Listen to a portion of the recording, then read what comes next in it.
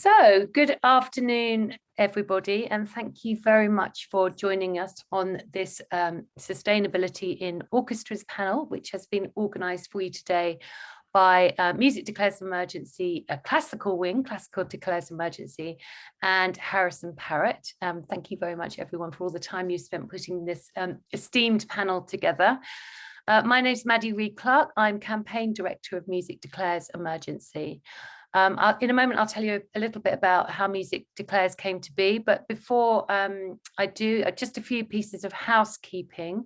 If you could please all keep yourselves on mute for the duration of the panel.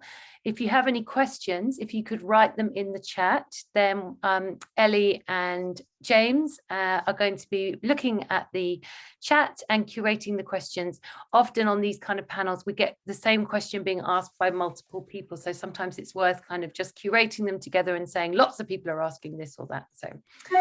So I won't go on for too long, but Music Declares Emergency was launched in 2019 in response to the climate crisis. We felt that the music industry needed its own response, its own voice, its own messaging to raise awareness about the crisis. We have two versions of our work, I suppose, two streams of our work. One is around raising awareness, one is around making the industry itself more sustainable, and greening the industry, educating the industry and supporting the industry to reach net zero by 2030. We're making great strides. There's lots of progress happening. And if you go on our website, you'll be able to see some information about some of our campaigns. We also have a public facing side to our work, which manifests itself in the No Music on a Dead Planet campaign, which you may have seen. We launched these very ultra sustainable made to order only t-shirts and that artists wear to support the cause and to give them a platform to talk about climate messaging. We've got thousands of artists who've signed up. All the major labels, all the independent labels have signed up to our declaration, and that is that we are asking governments to reduce the impact of carbon on the climate and biodiversity, to reach net zero by 2030, and to address the injustices that have brought about this climate emergency. So we're working together to do that. We feel that music has the opportunity to create a massive platform. And so we're working with musicians and the music industry to raise awareness. We're also doing some quite interesting mainstream messaging with a project called Sing the Change, which we worked with Classical Declares on earlier, just recently, actually, just before COP, which involved thousands of choirs coming together to sing a version of What a Wonderful World. And that campaign is going to be ongoing, and we'll be going to see another iteration of that around Earth Day. And we did 3 big live activations in Glasgow, Liverpool, and London with hundreds of choir members singing together. And it was really exciting and brought together a very different audience to the climate conversation. So that's about all from me. I'm going to hand over now to your host and moderator today, Henry Southern from HarrisonParrott. Thank you. Thanks, Maddie. Hello, everyone. I'll tell you a little bit about HarrisonParrott in a moment, but first up, you've got to meet our wonderful panel. We have 4 great panelists. We have Miranda Davies, trustee, Orchestra for the Earth, and she also works in conservation. Got a little wave there. Thanks, Miranda. Teemu Kirjonen, I hope that was good pronunciation, Teemu, the general manager of the Lahti Symphony Orchestra. Georgina McDonald-Finlayson, co-founder of Scottish Classical Sustainability Group and sustainability manager at the Nevis Ensemble, and Marco Raposo, bow maker and co-founder of Trees of Music, which is a project associated with the Regenerative Agroforestry Impact Network, aka RAIN. I'm sure there's lots of applause happening out there, but thanks so much for joining us. So HarrisonParrott, my job, don't judge me, is an international touring. It's to bring hundreds of people around the world. Of course, there hasn't been much of that over the last 18 months, but we are an international arts management agency. Actually been going for over 50 years with over 200 artists and principally working in classical music, but also in a whole variety of disciplines, multidisciplinary projects, dance, digital, even virtual reality. And we have employees speaking over 200 languages. So 20 languages, 200 would be quite impressive. So internationalism is very much at the heart of what do, but we are engaged by the climate debates. And we like to think we were also doing it before it was cool. We've been talking about it for several years, but finding a balance between a firm belief in international cultural exchange and the wonderful benefits that brings, particularly in our increasingly divided and politically polarized societies, but that versus our responsibility for the planet will define the rest of my career, certainly. Very briefly, personally, I've recently undertaken Al Gore's Climate Reality Leadership course, and I've been working on a project at COP26 funded by the British Council with the Royal Conservative of Scotland. So as I say, very much engaged in this, but that's quite enough for me. I would love the panelists, if they may just introduce themselves for a couple of minutes, talk a little bit more about what they do to act as a foundation for our discussion. And I'm inspired by a fellow Rita Declare's emergency colleague, Sarah Nichols, who on a previous panel, she in turn was inspired by the Guilty Feminists. Now, if you haven't heard the Guilty Feminist podcast, you should definitely check it out. And they always start with things by saying, I'm a feminist, but. So for example, I'm a feminist, but I love it when a chap pays for dinner, for example. But in this instance, we're going to start with, I'm a environmentalist, but. So in my case, I'm a environmentalist, but I love avocados. So I'm going to start with Miranda. Can we go to you, please? Brilliant. Hi. Hi, everyone. So I'm an environmentalist, but I stream content all the time. As Henry said, I'm a trustee of Orchestra for the Earth, and in my day job, I work for a conservation charity.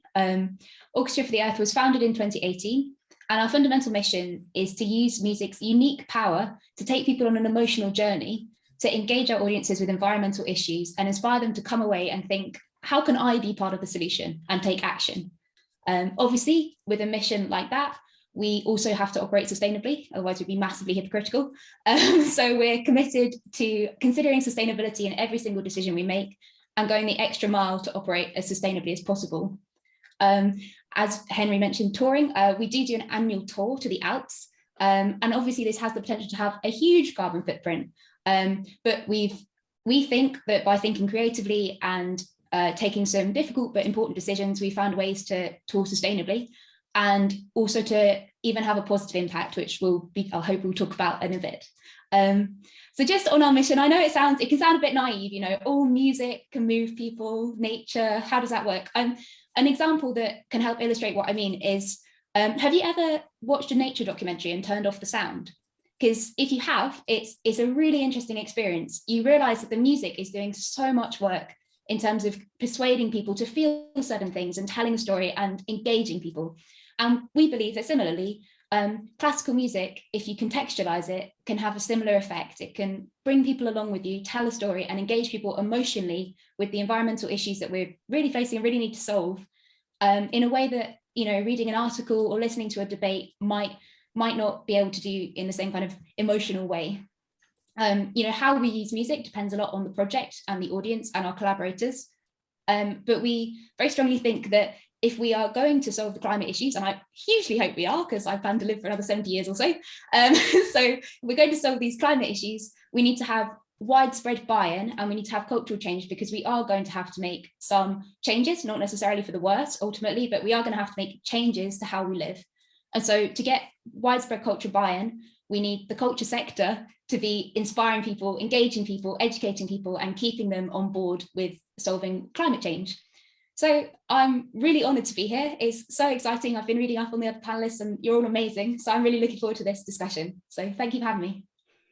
Thanks so much, Miranda. I'm just going to pass on the baton to Teemu. Hello, everyone, and greetings from Lahti, the European Green Capital this year. And greetings also from our concert hall, the acoustically wonderful Sibelius Hall here in Lahti.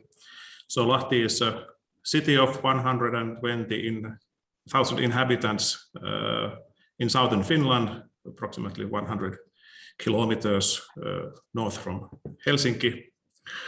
And we are a city orchestra, the Lahti Symphony Orchestra, 67 musicians working permanently in this orchestra. And Dalia Stasevska, also the principal guest of the BBC Symphonies, has now begun as our chief conductor this autumn. So a new era for the orchestra in that sense.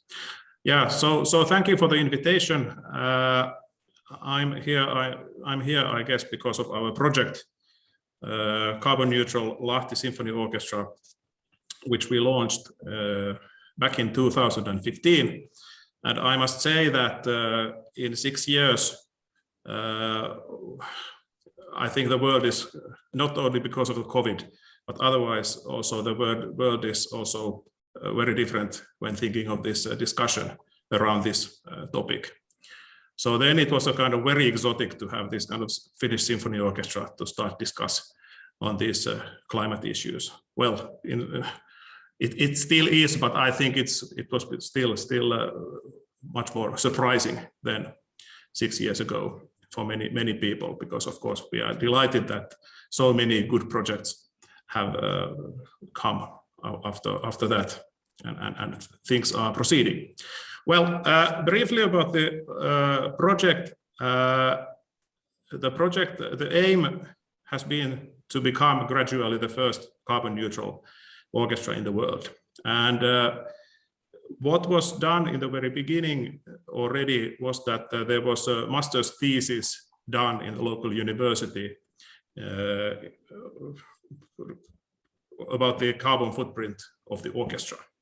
And this study, it was not examining only the kind of the orchestra's core activities, but also the ones of stakeholders, so the Sibelius Hall, the audience, and recording company, and kind of the environment. And of course, it has been nice to see that things are happening.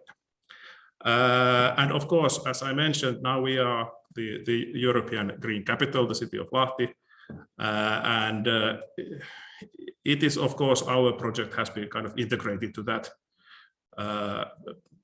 bigger goal of the city of Lahti being a carbon neutral city by 2025, which actually happens to be the kind of our original goal as well. So it is kind of going nicely. Maybe the city integrated to its orchestra, I don't know. Just want to say that from the very beginning, it was important for me as the manager of the orchestra that everybody is committed. So this can't be a project that the management kind of says only that, okay, now we are green, be green, and then kind of, okay, what's there for us? So I could tell more about the very beginning of the process, but it would take more time. But anyway, it was a process that we kind of had a joint decision and committed. Everybody was involved in deciding whether we are going to do something like this or not. And it has proven to be very, very nice. Of course, what we have done, there are many individual projects, but I think one thing I want to mention that, of course, one essential thing is to raise awareness. It has been from the very beginning, and I think it's although I said that 6 years ago it was a different world, I think it is still very valid. So the kind of our message is that if this kind of one symphony orchestra is somewhere north there in Finland, wherever that is, can kind of start examining these kind of things and working on those. So what would be reason? What would be any reason for anyone else not start to do these kind of things? Because I mean, this is a joint mission and joint goals, and it's for everyone to participate. And yes, so I'm an environmentalist, but of course, I would like to keep on breathing despite of the carbon dioxide I produce. So looking towards the future. Thank you so much. Thank you, Tero. Very inspiring. And particularly, I think we're going to be picking up on things about engaging the city. And as you say, I'm sure they were inspired by the orchestra, not vice versa. And also the joint mission, collaboration. So watch this space. There'll be more on that in a minute. I'm going to pass over to Georgina. Hi, yeah, thanks so much for having me along. It's really great to be here and representing people in Scotland. Yes, I'm Georgina. I'm a co-founder of the Scottish Classical Sustainability Group, which is just over a year old. myself at Nevis Ensemble, where I'm sustainability manager, and Scottish Ensemble, which is another orchestra in Scotland, came together to establish this group to have regular meetings in the classical sector on climate change. So there's about, I think now, about 40 members in the group, made up of ensembles, orchestras, individuals, festivals, and also representatives from Creative Carbon Scotland, Association of British Orchestras, Creative Scotland. So there's a big mix in the group. And in our short existence, we have produced the Scottish Classical Music Green Guide, which came out in July. So this is put together with feedback and input from all of our members, and we tried to cover as much as we could. And it's a living document that will change, hopefully, over the years to come, as we all kind of grapple with these questions. And it is written with classical music in mind, but there's so much of it that's relevant to all types of music and generally kind of culture and life. So I think there's a link there, and I would recommend kind of having a look at it, and hopefully there's something that's helpful, even if it's just one small element. It's quite a tome, it's quite a big, hefty document. So that's one element of what I do. I'm also sustainability manager for Nevis Ensemble, which is Scotland's street orchestra. So we're a 40-piece orchestra with the mission of taking music to everyone, everywhere. So essentially, it's been different over COVID, but in normal times, we go out as an orchestra, usually just on one coach around Scotland, taking performances to hospitals, care homes, interesting places. We do pop-ups on the street and in supermarkets, libraries. Even the summit of Ben Nevis was one of our first performances. So yes, our ethos is taking music to the people in Scotland. And then just on a personal note, I'm also a musician and I'm a composer, and I'm really interested in kind of the climate crisis in my composing work. So hopefully there's a bit of that I can bring to this discussion as well. And yes, I'm an environmentalist, but bamboo toothbrushes just aren't quite the same. Completely agree. But yes, a shout out for that fantastic green guide, though. It is a big document, but in turn it's also very thorough and very insightful, and also very collaborative with the broader orchestral network in Scotland, who provide some fantastic insights and advice. And I gather from these sort of talks that we have in Music Declares Emergency, people love to have some takeaways, and that's definitely one of them. Marco, all the way in Brazil, over to you, sir. How are you, gentlemen? Ladies and gentlemen, my name is Marco Raposo, and I'm a bow maker in Brazil since 1998. When I first started working with bows, I realized that Pernambuco would be the wood for bow making worldwide since the 17th century. And I also found out that Pernambuco would only grow in Brazil in the Atlantic forest. So I could see an opportunity of being sustainable. So I purchased a small piece of land, and I planted at the time 7,000 seedlings of Pernambuco, which now are around 22 years old. And I have my small forest. And also I'm sustainable, self-sustainable in seeds. So that led me to seedling production. And I realized that we should organize this trade better in Brazil. This industry, the bow making industry in Brazil, it's quite new. We started in 1970. And so I decided to join the other bow making companies in Brazil.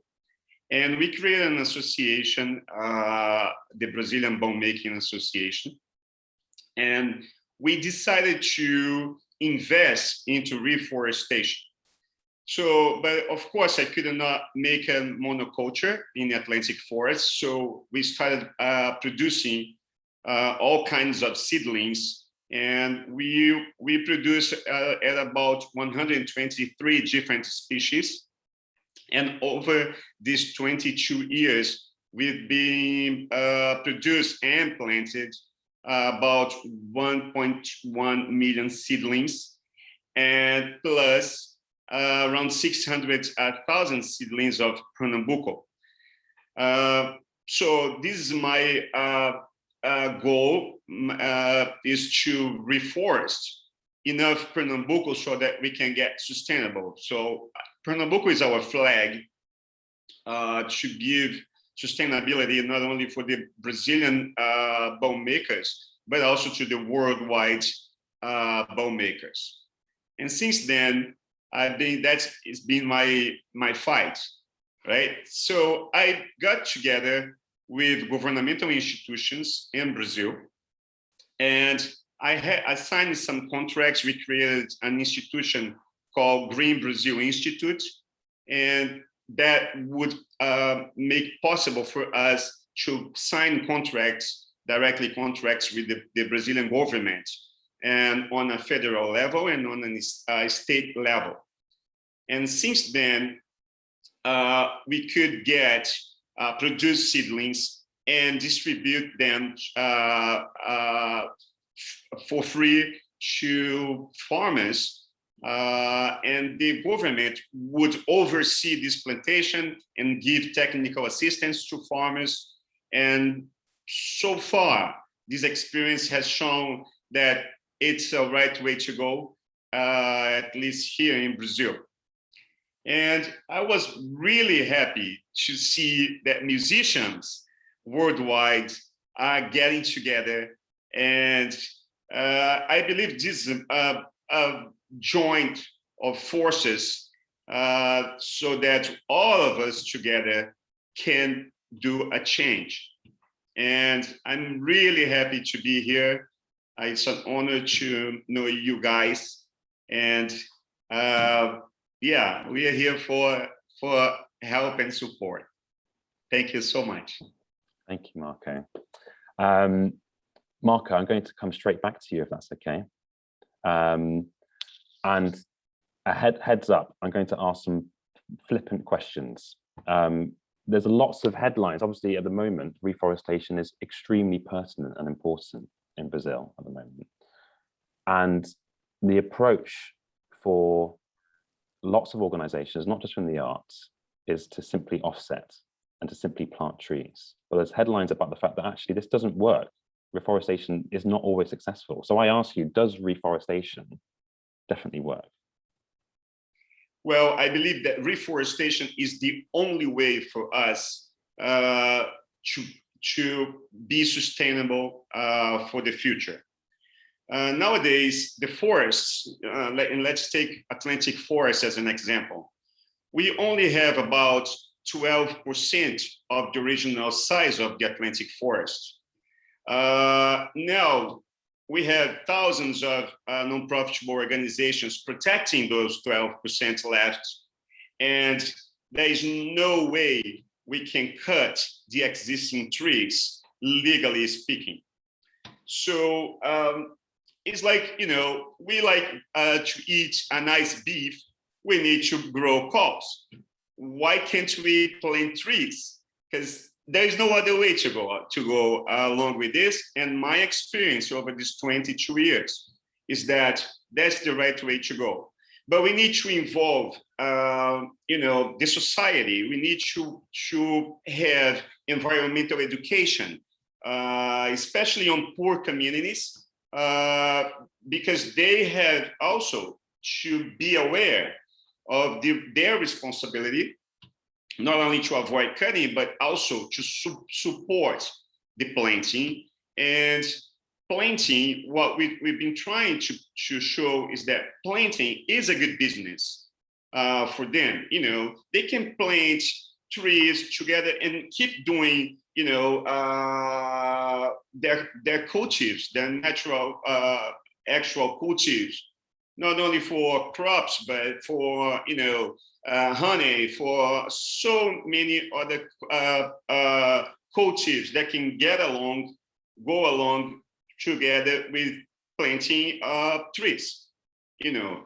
So I believe we have three ways to go. We have to conserve whatever is left, and we have to preserve, which meaning we can also get seeds, we can also get, you know, from the forests, but the main goal, the main what we really need is to reforest. And I believe I had successful cases here. I live in the Espírito Santo state, which is bordered with Rio de Janeiro and Bahia state. And I had experiences in Bahia, which is a huge state, as well as here, where I'm based in Espírito Santo. And we had really good, successful cases. And just starting by my own plantation now, we're expecting, you know, to start harvesting some trees within 3 to 4 years. Besides having, you know, the production of seeds, which we are now producing seedlings, for instance, for Pernambuco. I had the lucky to meet this institution called RAIN in England, and together with them, we created the Tree of Music project. And since then, this was a couple of years ago, and since then, we've been producing just now 50,000 seedlings of Pernambuco, and that are aimed to be distributed for free for farmers that we are cataloging and identifying them as potential producers of woods for the future. So yes, I really believe that we have so many successful cases, and that's the right way to go. Thank you, Marco. Thanks for indulging me with my flippant question. And I think that's also reassuring. If there's any orchestras or artist institutions out there that are looking for a credible and successful organization to partner with for reforestation, then RAIN and Trees of Music are the place to go. Now, Tamer and Lahti, I know that you've also with your orchestra, with your goal of being carbon neutral, the whole orchestra has been planted trees in the forest in Finland. There's some fantastic pictures from there and the links I've just shared earlier. But to me, in my mind, the offsetting is the easy option, and actually avoiding and reducing is the more challenging elements. And what are your experiences of that? Well, yes, you are absolutely correct. And also in our study, it was a kind of clear path. So offsetting was the spot number 3 there. So first it is to examine what it is all about and what kind of elements do exist in your activity which cause this something to be reduced. And then you reduce what you can. And then, of course, I mean, practically in every activity, you can't reduce everything. And then it is to offset. The one project we had, which you mentioned, we did have a recreational day for the whole orchestra, when we planted 6,000 spruce trees. And of course, that is not the kind of solving all the problems in the world, and not even in our project. But of course, that was a part of the plan to raise awareness. Okay, an orchestra can do that. And of course, it is a good example having this kind of activity of course, we regularly do something, and all the organizations do basically something, having something fun together as a recreation. So I mean, so this kind of way to spend a recreational day, it was not only beneficial, and of course also raising awareness of this whole issue and our project, but it was probably one of the best recreational days ever with the orchestra. So I mean, just good things, I think. But I mean, of course, one has to be critical that you just can't offset and keep on going. So of course, everybody has to examine first and then try to reduce and affect also on one stakeholders that what they might be doing. But of course, offsetting is then one way to make the things better, but not the first one. Understood. Well, Miranda, do you have any experiences of this? I mean, you mentioned earlier that you've been on tour to the Alps. How can Orchestra for the Earth go on tour? And presumably you're offsetting or trying to reduce those emissions in some way.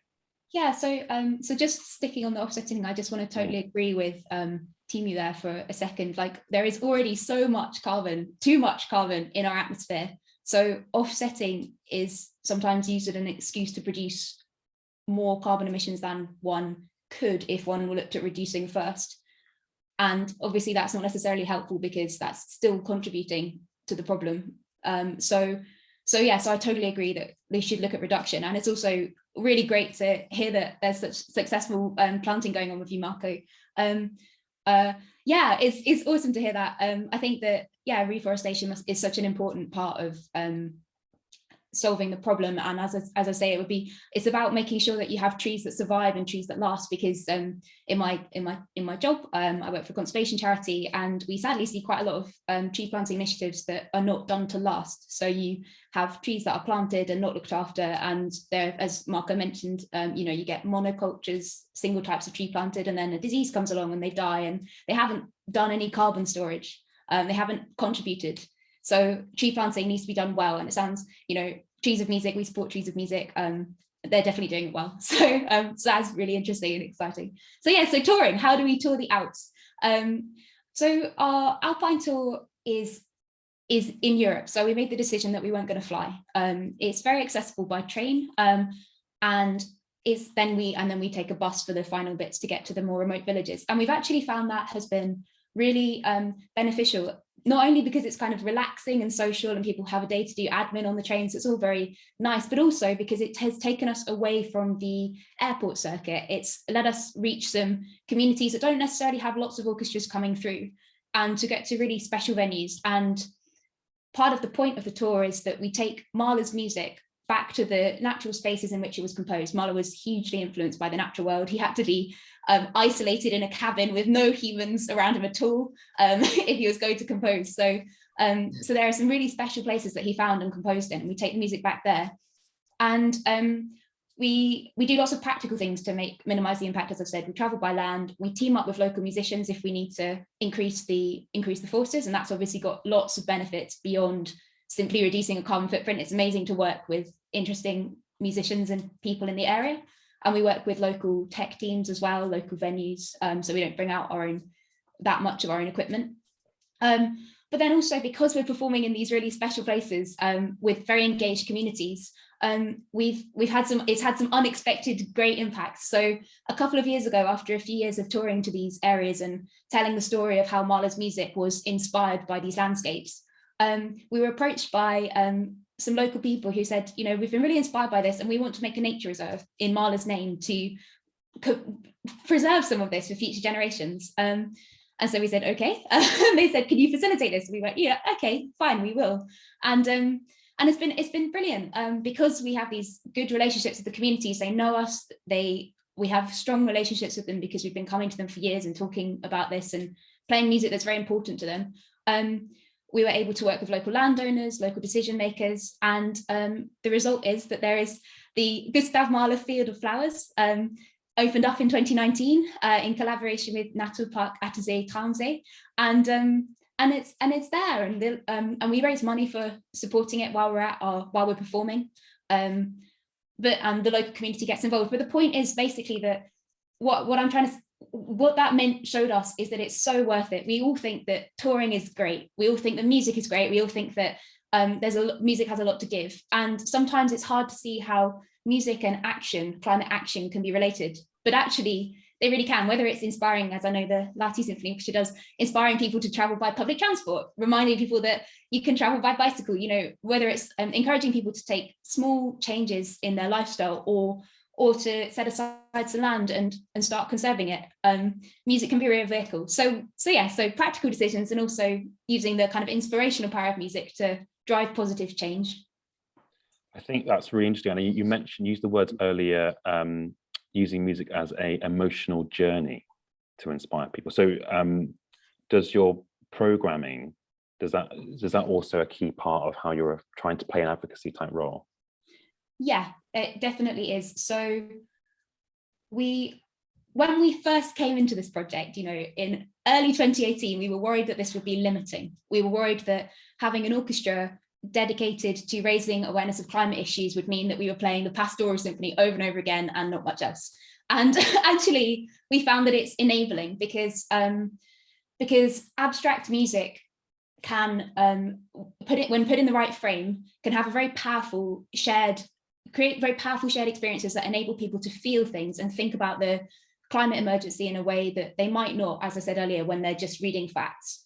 And by working with other charities and inspiring speakers, and sometimes with film artists, all sorts of artists, you're able to use music that might not necessarily be called the tree, but music to really inspire people to think about it. So we think when we're thinking about our programming, sometimes it's kind of biographical. Lots and lots of composers in the past had a very strong relationship with nature because they lived in a much more nature-rich world than we do now.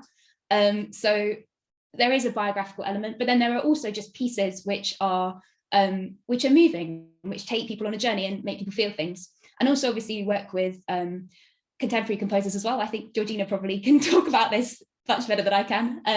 So I say it's very enabling. There's lots to music. As long as you frame music well, almost any music can tell a story and can take people on an emotional journey to think about the issues that you're framing it with.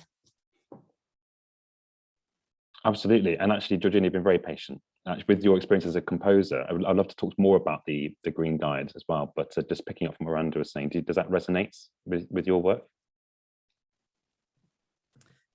Yeah, definitely. There's quite a big movement, I'd say, of people really wanting to do something and create art that is related to climate change. And there's a lot of really amazing stuff happening, whether or not it's actually using climate data and presenting it in interesting and kind of understandable ways, or just picking up on themes, or using interesting bits of text from kind of politicians and speeches. And I think, yeah, so there is a lot of really interesting stuff going on there. What I would add to that, because I think it's really important that as cultural organisations that we are programming this stuff and making it part of the dialogue we're having with the audience. But what I would love to see more of, I think, is actually the dialogue itself, the conversation.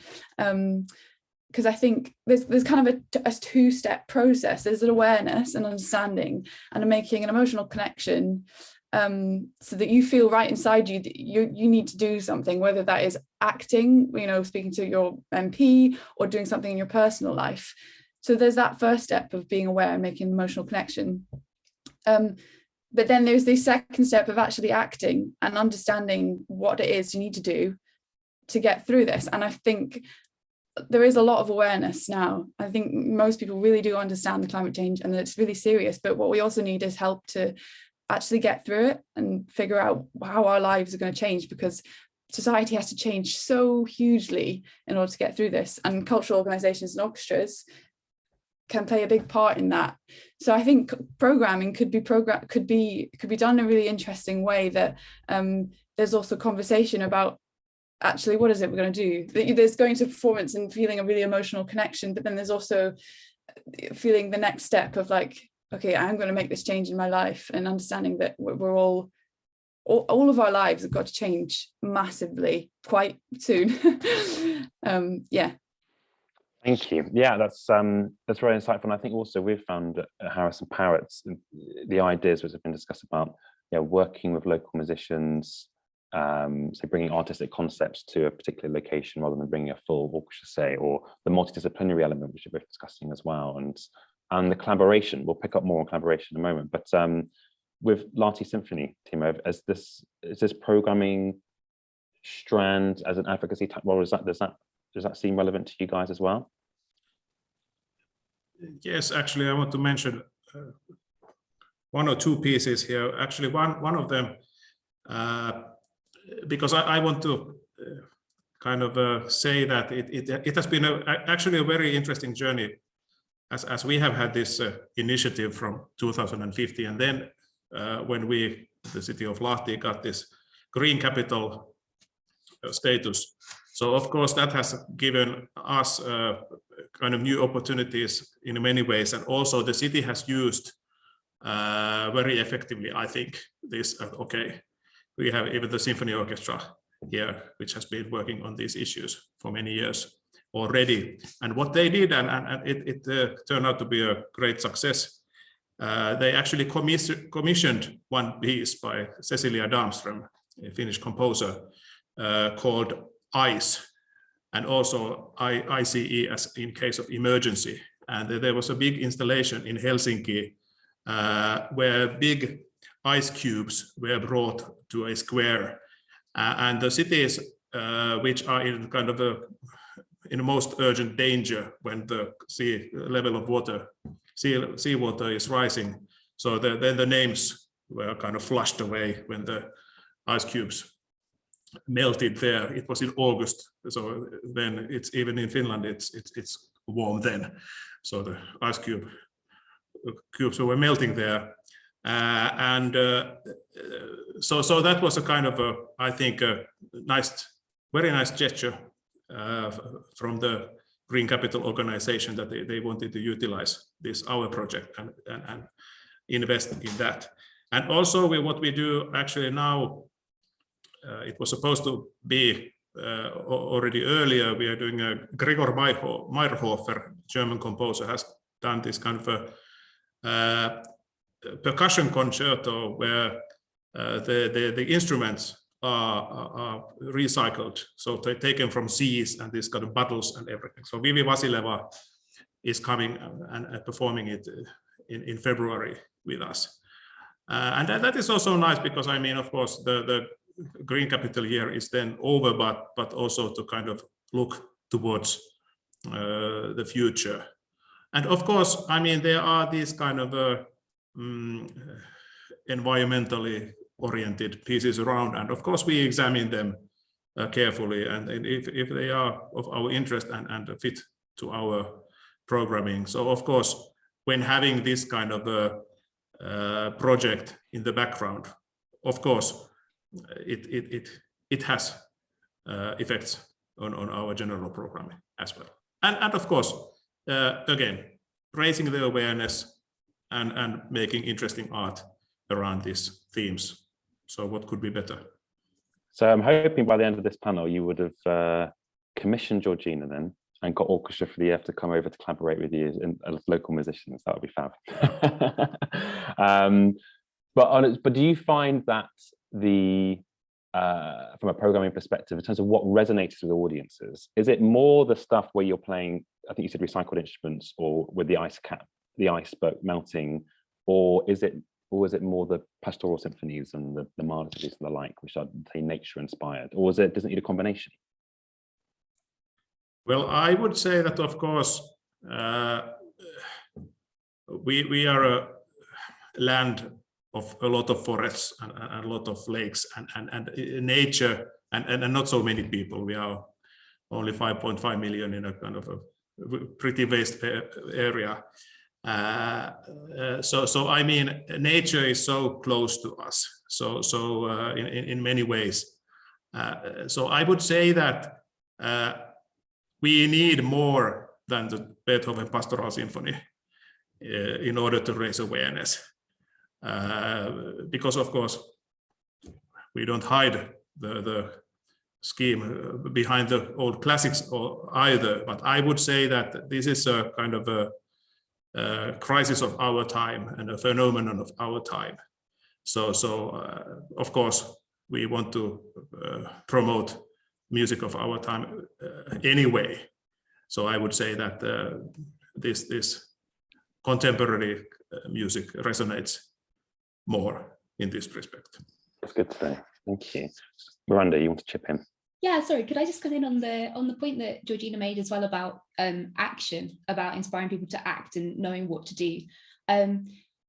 We've certainly found that there are ways to do that within a classical concert format. So whether that's by having a speaker who speaks at some point or at several points during the performance to give people some information. You know, we've teamed up with scientists, we've teamed up with people from leading charities. So people who actually can give practical advice to people, that's one way of doing it. We've also found that working with film can be very powerful. Working with narratives. So a recent project was working with some contemporary composers on a children's audiobook. The audiobook is about nature, it's about nature's fragility, and it's about protecting nature, basically. And the idea is that there's a narrator, there are songs the children can sing along. When they download it, they get the lyrics, and there's constant music shaping the narrative. But again, the idea is that there's something practical to take away from it, you know. So, because I totally agree, you know, I've been to events where you feel moved and you feel stuck and you feel, I want to do something, I don't know what to do. So yeah, so I'd fully agree with your point that having practical solutions where people can take an action, they know what they're doing, they learn something from the performance, can be really helpful, we have found. And there's lots of ways to do that depending on who your audience might be. Thank you for sharing that. Listen, I'm mindful of the time. We haven't gone to an audience question yet.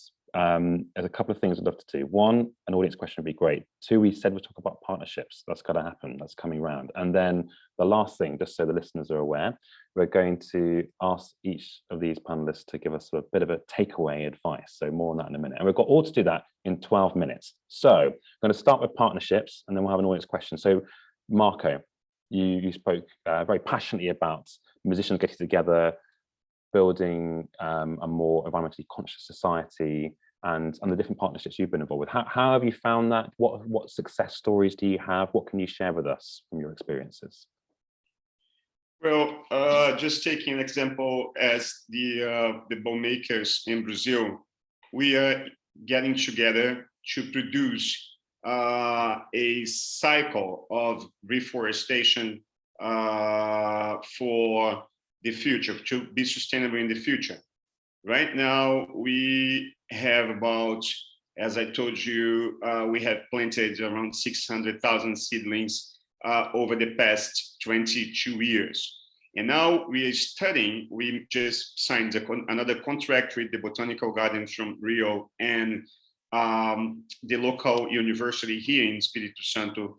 And now we are getting samples of this wood, some of those trees, to analyze the quality of the wood for bow making.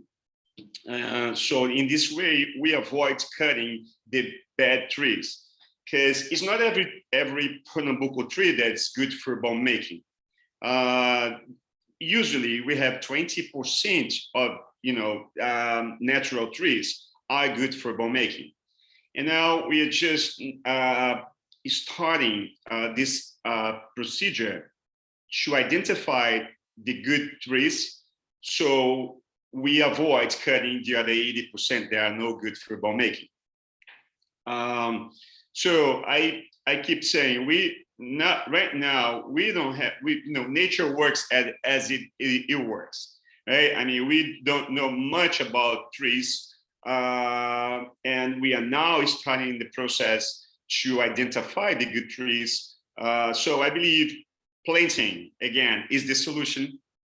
And the more we plant, the more we have to select from. That's how I see it. And I believe, again, it's joint of forces. One side you have the musicians working to raise money, for instance. And I'm not only talking about Pernambuco, but like we have rosewood, which it's most of the instruments are made out of rosewood. That's why it became endangered on Appendix 1 listing for CITES. So Pernambuco has a cycle of 30 years to be ready for cutting, while rosewood has a cycle of approximately 90 to 100 years. So if we want rosewood for the future, we got to start planting rosewood now, because there is not that I know, any plantations of rosewood in this country where it is natural from Brazil, rosewood as well. So I think we are in the right time with the right people to start thinking along the road, right? But you know, for me, in my opinion, the biggest action is putting trees on the ground, no matter what. And then we will have a good choice for the future to select, you know, the good trees to continue our trade, for instance, you know, the musician's trade, for instance. Hear, hear. That's very inspiring. Thank you, Marco. That spirit of partnership, joint forces, as you said. I say to my colleagues often, which they find very cheesy, teamwork makes the dream work, which I'm sure you all agree with. Georgina, have you found this? I mean, the whole spirit of your Green Guide and Never Ensemble work with the Scottish Ensemble, as you said, is very much that spirit of partnership. And what success stories perhaps could you share from that?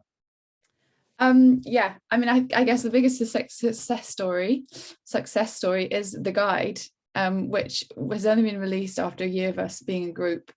Yeah, I think we're not going to get through this unless we collaborate, and that can happen on loads of different levels. I know we're running out of time, so I kind of won't go into detail, but yeah, so collaborating in terms of just discussion is really positive, not only because what we can share as you know, we're all working together, working individually as organizations on how we can be more sustainable, but by talking together, there's so much more we can tackle. And that's even thinking about bigger issues that we can't solve or we can't deal with as individual organizations. So I feel like we've reached the point now, a year on, we're quite a big group, about 40 members, as I said. And by being able to demonstrate that we are a unified sector in Scotland, I think it puts us in a really good position to be able to ask for bigger change and to be able to lobby and highlight the things that are not working and that are difficult for our organisations. And you know, it's not necessarily a case of like, you know, we need this, do this for us, this is the change we need. But actually, you know, governments and politicians need direction as well on what music organisations need to change, and they might not necessarily know. So yeah, I think collaboration is really key, and I really hope for the group now kind of going onwards that will be what we're working on, is actually some kind of larger scale lobbying to have a system and a future that works better for people and planet and all of our organisations.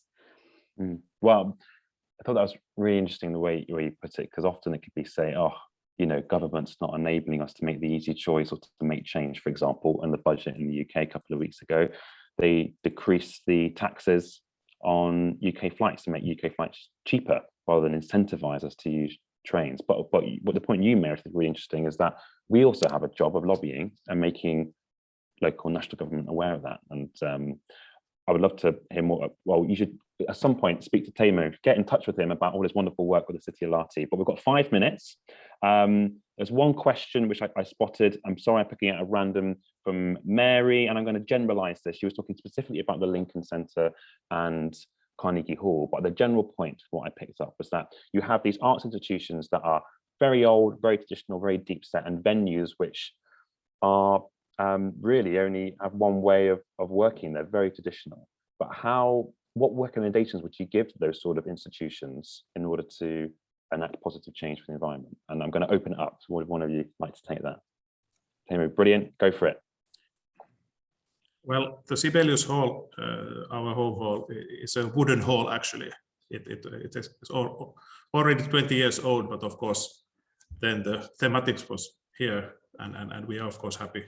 And it goes very well with our present scheme as well. But of course, I mean, what has happened in Lahti, for example, and at the Sibelius Hall, which we as an orchestra don't administrate ourselves. But for example, because of this green capital kind of enforcing the good processes, that the heating of the hall is already carbon neutral. And I think also the electricity is planned to be carbon neutral in this hall next year. And of course, in the restaurants based in this hall are kind of discussing the waste, food waste things, and so on. So I mean, of course, for all these institutions, it's possible to kind of examine their these key operations. How could they be done more friendly when it comes to the environmental questions? So that's an example that it's nice to see positive things happening around you. Well, thank you for summarising that in a minute, which is, I think, a whole panel discussion in itself, really. But that was very helpful. Thank you. Now, to finish, I'm going to ask each of our wonderful panelists. So the climate emergency, of course, is extremely overwhelming. There's so much data out there. There's so much environmental guilt about every decision we're making. But we wanted to ask each of you, what is the one action everyone listening can take after this panel discussion? What can they, one thing they can do to make a meaningful difference, be it in our industry or society more broadly? What's, without wanting to diminish it, what's perhaps a quick win, or what's something which they can do that will make a positive impact? So Miranda, go for it. Okay, I think I'm going to say an industry one and an individual one, if that's all right. The industry one, I'd say go for the low-hanging fruit. There are low-hanging fruits. You know, trains are great across Europe. They can be as quick as a flight. You can get to Amsterdam in 4 and a bit hours. You can get to Frankfurt in 5.5 hours. You know, go for the low-hanging fruit. It will be quick wins. You'll feel great about it. And some of these changes are actually really beneficial and relaxing. So think about it as a positive change. And then as an individual, you know, you've got a voice. You've got a voice as a voter, you've got a voice as a consumer, you can protest, you've got a platform as a musician. So use it. Use it to inspire other people and use it to spread the word and keep people on board and act. That's what I'd say. Cool, try following that. Whoa, that's great. Marco, you're up next. Yeah, please support reforestation worldwide. That's what we need to continue our trade and to produce instruments. Thank you so much. Here, Teemu. We have the music, we have the art, so I mean, we very naturally reach large audiences. So let's see this as an opportunity for something new, something better, and let's not try to solve these things alone, but together, as said already earlier. Thank you. Thank you. Georgina, finishing us off. Yeah, I also had kind of a personal one and a please do one. Yeah, but the personal one is just cycle. Try to think about like everything you do, how could you do, or public transport, and challenge yourself to try and do that option, even if it maybe isn't what you normally do. And it's really fun, it's really enjoyable, you get to be outside for a bit every day. So that's a personal one. And then for industry, I think make it the top of the agenda in anything you do. So as a musician working with organizations, make it the top of what, you know, any discussions you're having, that it's always there, it's always at the front of your brain. If you're on a management team, or if you're a conductor, an artistic director, try to make sure that it's really at the top of every planning process and decision right at the beginning, because I think that's where we need to be right now. And just having it there in the forefront of your brain is, yeah, a good step, and it will highlight a lot of things. Thank you so much. I'm sure everyone's giving a huge round of applause for our panel. I'll do it on everyone's behalf. Here we go. That was brilliant. Thank you. I wish we had another hour. But we've shared links. Do check out the relevant information, and also classical music section from Music Declares Emergency is a growing and wonderful part of the Music Declares Emergency movement. So do get stuck in, do get in touch. We'd love to have you join the group. That's it from us and from the panel. Thank you so much. See you next time.